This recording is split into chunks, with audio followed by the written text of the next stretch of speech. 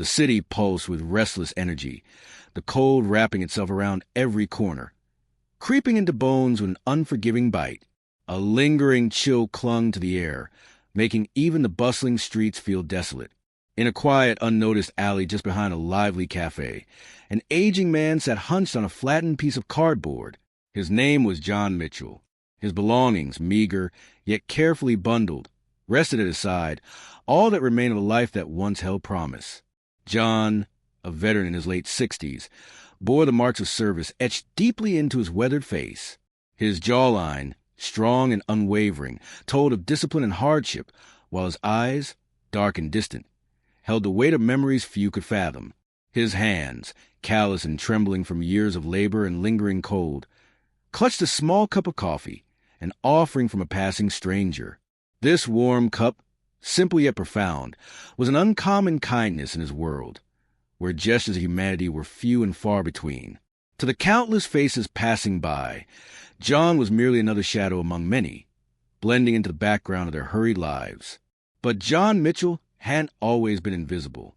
Once, he had been Sergeant John Mitchell, a leader, a protector, a man others relied on in moments of peril. He had stood tall, carrying the weight of responsibility on his shoulders, willing to risk everything for the safety of his fellow soldiers. Yet somewhere between the battlegrounds of foreign lands and the battles within his own mind, his life had unraveled thread by painful thread. Returning home had not been the triumphant moment he once envisioned. The world he had fought for now felt unfamiliar, almost alien. His friends had moved on, the camaraderie he once knew had faded, and the family he cherished had grown distant. The job he was promised, his lifeline to stability, had fallen through, leaving him adrift. Before he even realized it, he was on the streets, alone, struggling to navigate a society that had seemingly erased him from its memory. The days blurred together, each colder and crueler than the last. John had learned to survive on little, rationing food from shelters and cherishing the rare instances of human decency extended toward him. One of those small mercies came from the café's manager, who occasionally handed him leftover food at the end of the night. It was an unspoken agreement, a fragile moment of compassion in an otherwise indifferent world. But even that flicker of kindness was destined to be extinguished. One particularly bitter evening, the manager, concerned about the café's image, made a call that shattered John's last semblance of solace. Moments later, a police officer arrived. His expression was stern but not without sympathy. "Sir, you can't stay here," the officer stated firmly, his voice carrying the weight of practiced authority. "You're trespassing." John didn't argue. Years of discipline had taught him to obey orders without question. Silently, he gathered his belongings, the remnants of his life, and prepared to leave. But as he turned to go, the officer's grip on his arm tightened. "I'm sorry, sir, but we'd had complaints," the officer added, his tone softer yet unwavering. John's heart sank. He had hoped, just this once, to be left in peace. Instead, he found himself escorted away, taken to the station, and booked for trespassing.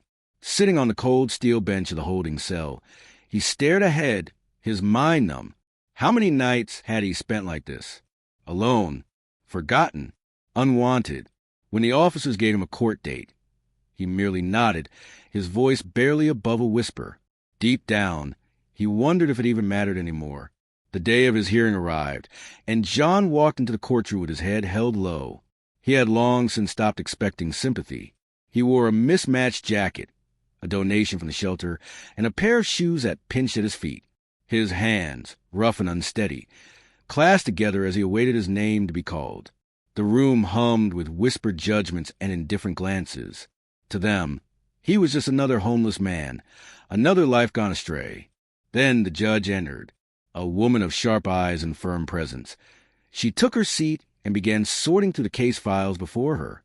When she reached John's file, something made her pause. Her gaze lifted, scanning the room before settling on him. "John Mitchell," she called, her voice clear and formal. John raised his hand slightly, nodding, his throat dry. The judge began reading his record, but then her voice faltered. Her expression shifted as she reread a line, her eyes narrowing in recognition. "John Mitchell," she murmured, almost to herself. John shifted in his seat, uncomfortable under her sudden scrutiny. What had caught her attention? Finally, the judge set the file down and looked directly at him. There was something different in her expression now, a softness, an unusual warmth.